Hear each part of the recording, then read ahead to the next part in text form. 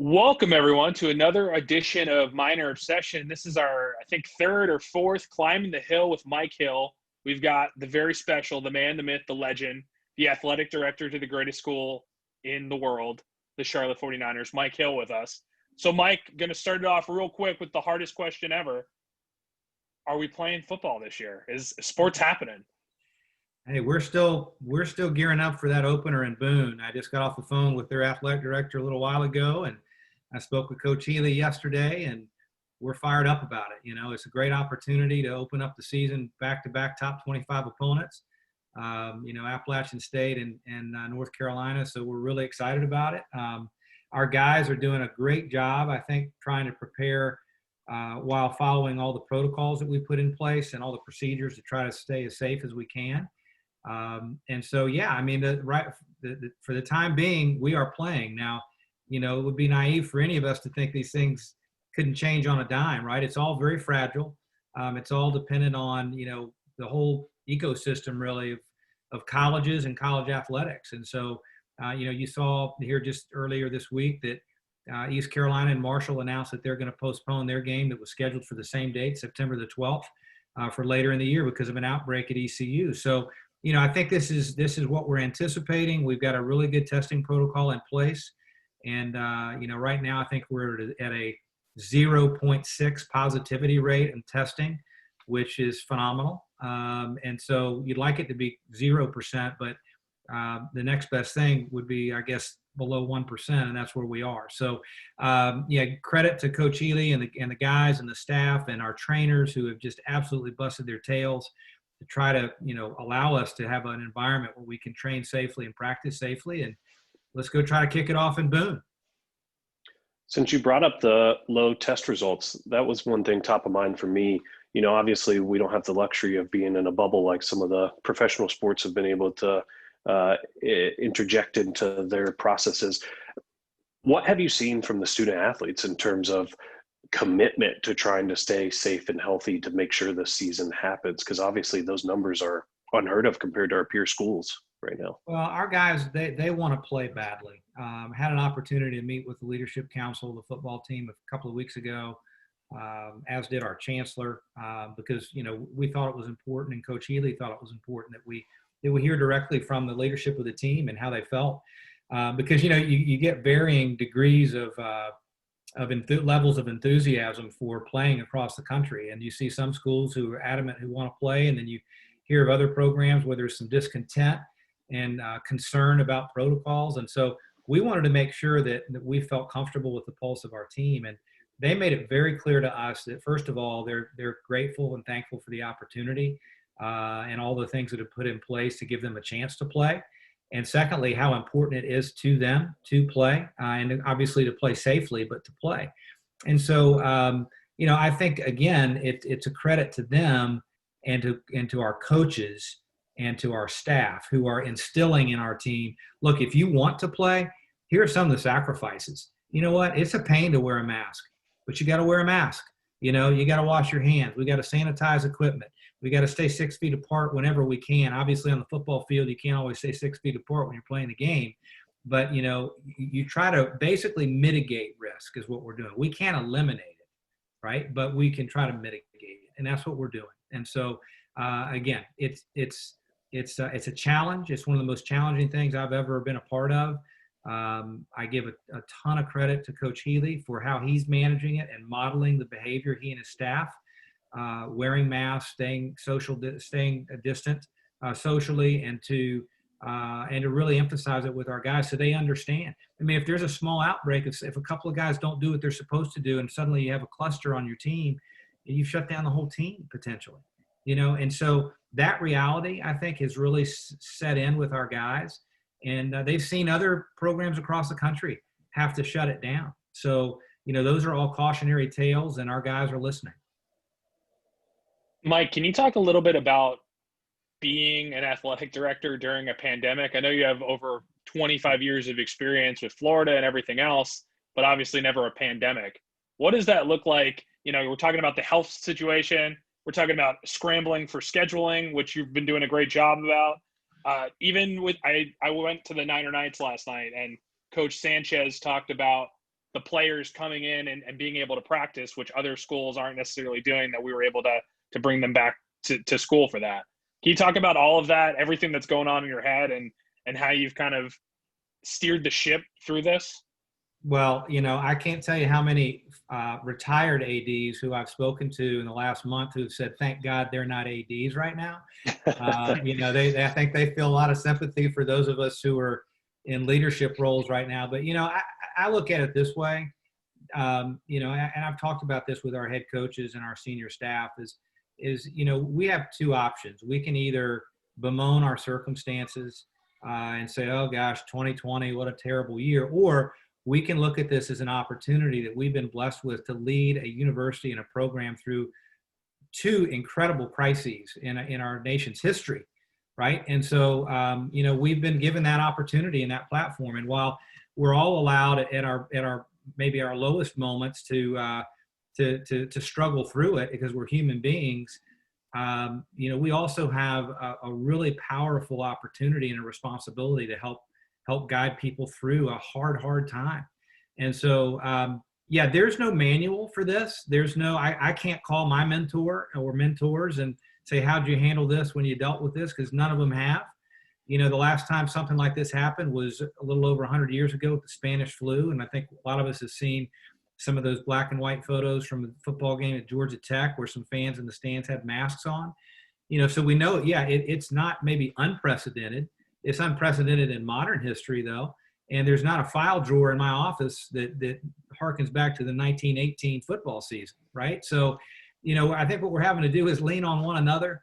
I think we have a chance here better than a lot of other programs because of the people we have, not only in our athletic department, but also on our campus. We have incredible alignment, amazing leadership on our campus, and really, really good people who are rowing in the same direction. I cannot imagine going through a crisis like this and having to deal with institutional dysfunction. And that existed at some places. And you have very little chance, in my opinion, to survive a crisis like this if you're battling internal battles that don't help you get better and help you get through it. So, what I've done, I think, and what we have done as a team is to lean on one another and focus on the things that we can control.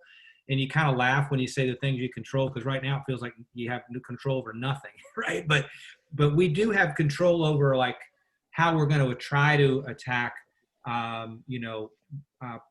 creating an environment that's safe, for example, right? So let's make sure that our testing protocols are the best that we can make them. Let's make sure that we're following the procedures, that we're educating, that we're communicating.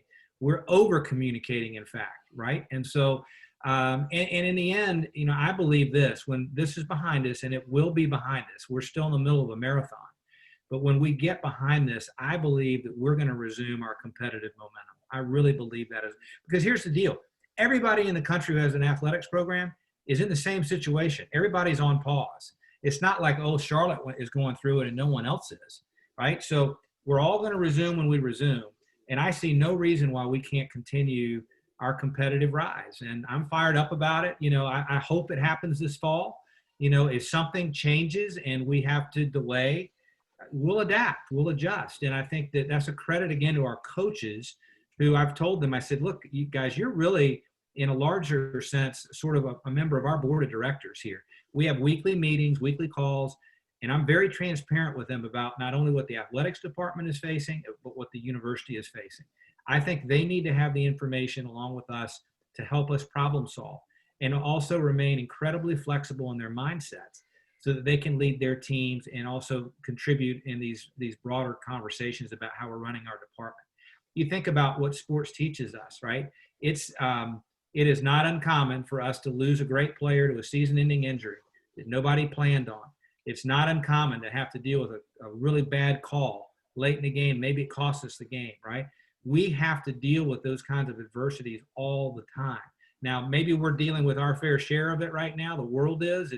It's an overdrive, the adversity. But, as long as you keep the mindset that you are dealing with something that is a little unpredictable, but that we're all in this thing together, that we're all sharing the same values, we're all going in the same direction, we can get through it together. And so that's our mindset, is be flexible, be adaptable, be ready to pivot when you have to pivot, and be ready to lead. And that's what we're trying to do for our athletes and our staff. Like you said something there in that answer about, when this is over, you feel like we can maintain our competitive rise. I'm going to have to disagree with you on that front, because I think the steps you've taken are making us a winner during the pandemic. I mean, I look at other institutions and what they've been able to do with failing football schedules and games dropping here, games dropping there. I don't see another institution in the call them group of five realm filling their slate with, an App State in rival powerhouse who's top 25, Chapel Hill, who was already on our books for the future, but able to bump up because of ACC scheduling interest, and then keeping Duke, which is easy, a game we could have dropped and had not on our schedule anymore. In my opinion, the pandemic is shaken out pretty well for us from a scheduling standpoint.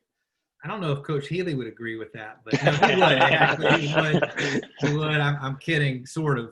It's a tough schedule for sure, but it's an exciting schedule. And I think if ever there were a year to play a schedule like this is the year.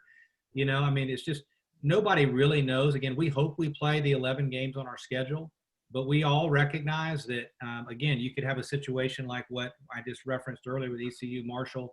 Maybe a game gets canceled. Maybe one of our future opponents can't play. So, our philosophy, and Will and I were in lockstep on this, wasn't going to schedule a game that Will didn't agree with. But he was excited about, and our team was excited about these games that they see as opportunities. I think it's a loser's mentality to look at a schedule and say, oh my gosh, where are we going to find our wins? I see games like that as opportunities to build our program. It might surprise you to hear this from a former Florida Gator, but one of the things that I really admired in the history of college football program building was what happened at Florida State and what Bobby Bowden did at Florida State in the 70s. So in 76, 77, 78, Florida State was an average football program in the early to mid 70s. Bobby Bowden decided when he became the head coach there that they were going to take on all comers. And I remember they were an independent at the time. And they played one season in 77 maybe or 78. They played literally 5 road games that included the likes of Notre Dame, Nebraska, Pittsburgh, who at the time was a top 10 team, and LSU. And they played like 2 or 3 of these games like back to back to back, right? And everybody was saying, what are they doing? They're insane. Well, no, what they did was they created opportunities for their program. They generated exposure through TV, and they won some of those games. Right. And then it was just a couple of years later, they're in the Orange Bowl. Right. And so I think you can definitely overschedule your program and your team, and you've got to be attuned to what your season's shaping up to be and be realistic. But I think right now, again, we're in a growth mode and we're in an attack mode as a program. And to be able to play programs like North Carolina and Appalachian State, who are both top 25 teams, who are bowl teams, we want to elevate our program and be seen amongst programs that are competing at a high level and to not shy away from that. So, and Duke is another great game. I mean, Duke's going to be a really good team this year for sure. And we're excited we were able to keep that game. When the ACC went to just a +1 model, Duke could have elected to pick any of their non-conference opponents. And, really grateful to Kevin White, their AD, and Nina King, the deputy AD there. And certainly at Chapel Hill, Bubba Cunningham and Rick Steinbacher and Mac Brown, and then we've got a great relationship with the App State folks. So it came together. We're really proud of it. And I think our kids are fired up about the opportunity. So with how fluent the situation has been, and we still do have one more potential slot on the schedule, can we expect any other interesting scheduling this season? I think it's, again, what we talked about earlier, keeping a flexible mindset. You never know. We have explored some options. Obviously, I think you're not going to see a game pop up to September 5th now. The question would be, the slot where Old Dominion fell by the wayside, would you fill that on November 14th? There are 2 schools of thought there, right? Right now, it's an open date for us, and we don't have an open date except for that one. So there's some value in that for your football team.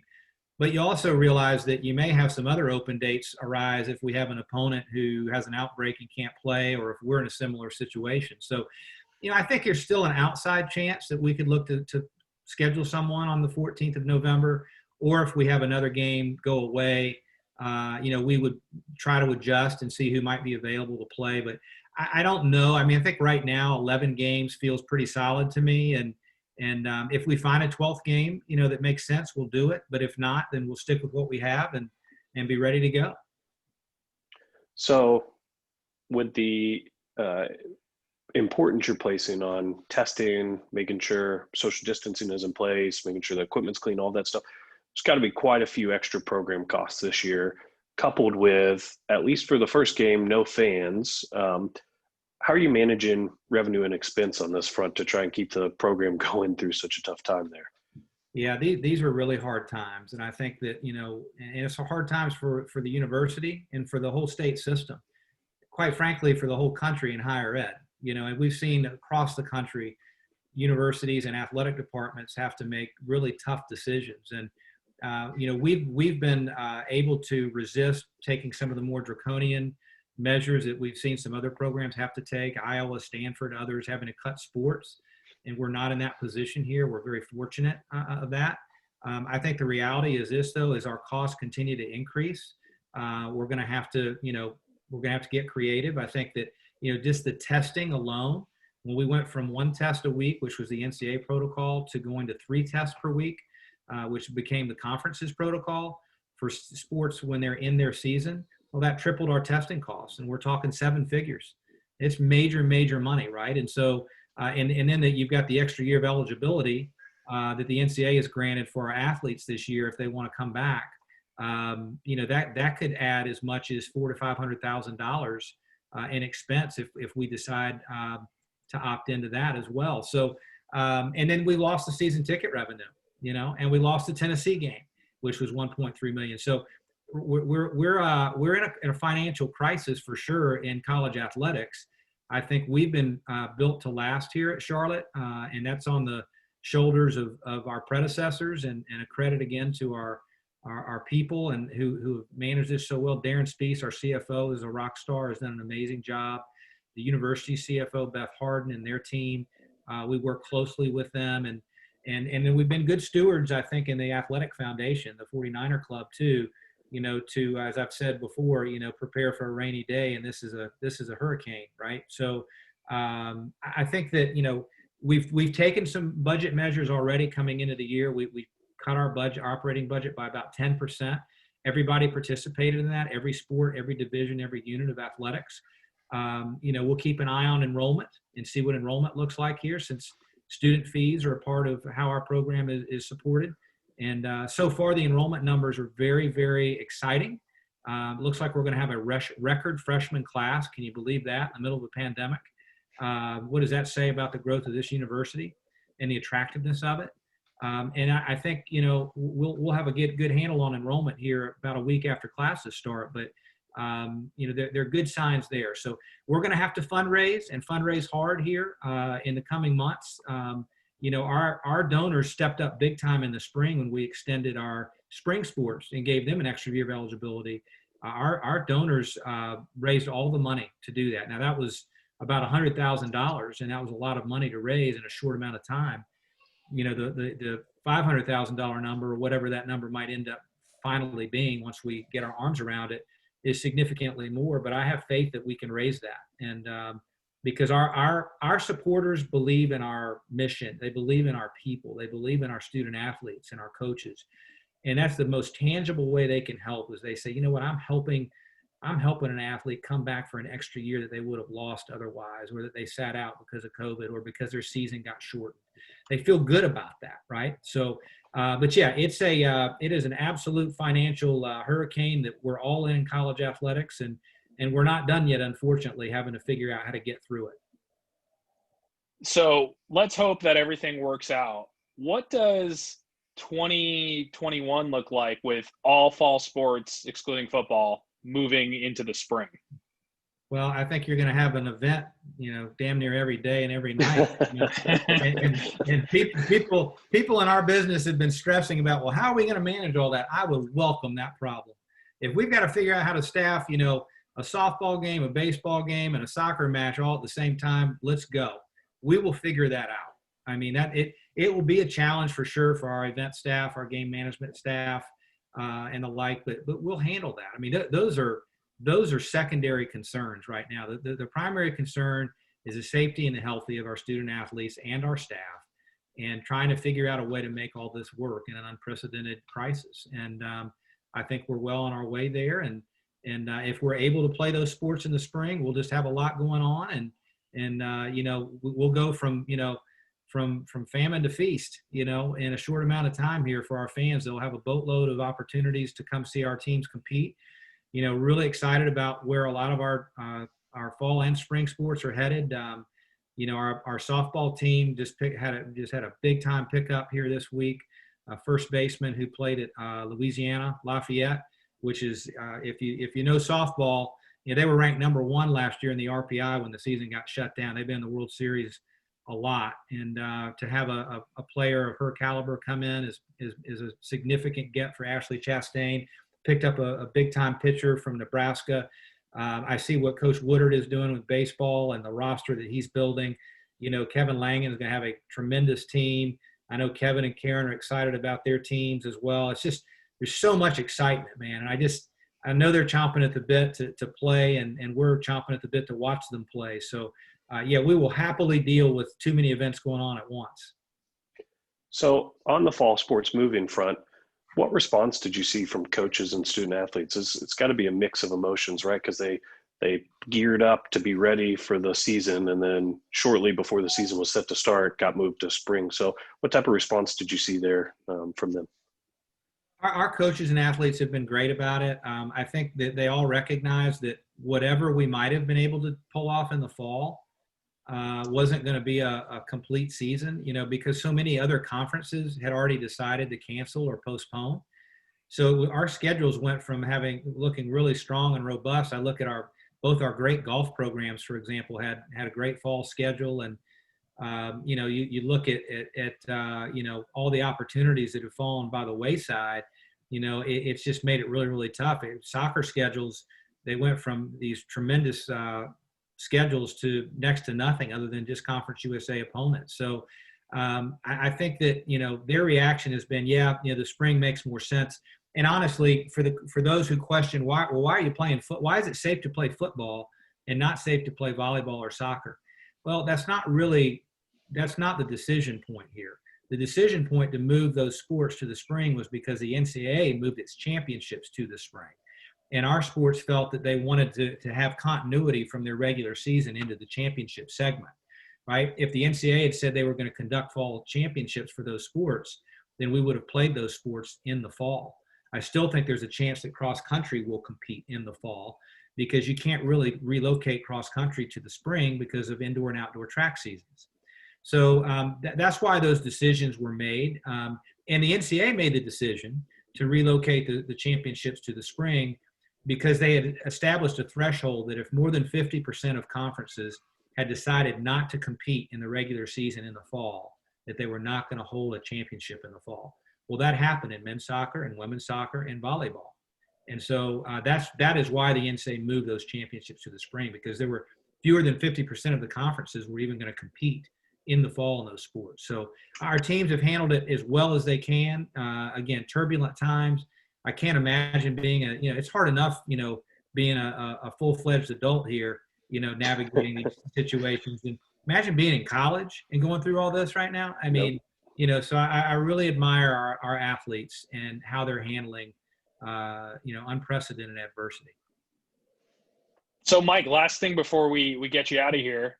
Hopefully we have a good football season. A, want to get your take on what you think. Are we going to go undefeated? But B, for all the fans out there, especially since we know the first game, no fans, will all the games be easily accessible for streaming, ESPN Plus or local TV or something like that? Yes. So to answer that question first, every game we'll be able to see. In fact, the TV schedule is being announced by the conference later this afternoon, so that will be made public. But our games will all be on either a combination of television or streaming. So that's great news for our fans. I know there's disappointment that we don't have fans at our home opener now on September 26th, but it's really hard to make a case that you're not going to have, it's not safe to have students on campus, but hey, let's host a football game with fans on campus during that time period. And honestly, the county officials and state officials applauded that decision. They really did prefer that we not have fans at that first game. We're hopeful that the remaining games we can, and we're working on plans there to accommodate fans in limited capacity if we're permitted by health officials. In terms of our team, I can tell you that one of the reasons our guys want to play so badly is because they think they have a chance to have a really great season. And I believe that. I mean, you look at some of the leaders that we have back on our team on both sides of the ball. You know, you look at Chris Reynolds, you look at, Ben DeLuca, you look at Tyreek Harris, Victor Tucker, some of our grad transfers and others, and some really, really nice, talented players who've come in. And so, I'm really fired up about it. I can't wait to see how we do. I know that we do have a very challenging schedule, and we only have 4 home games, only 3 of which will have fans, and we have 7 road games. So that's a really tough challenge. But I believe that Will and our team are up to the task, and I think they're going to represent us really well. And it'll be fun to watch all those games, whether you're sitting at home or able to come to the stadium here later this season.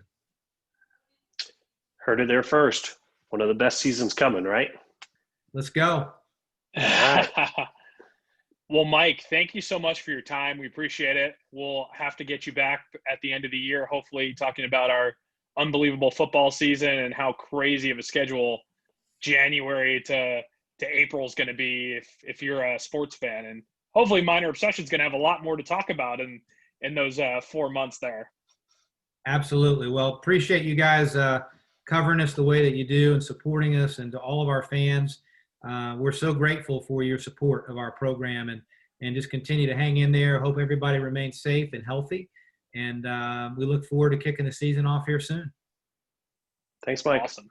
Thanks, Mike. All right. Thanks, guys. Go Niners. Go Niners.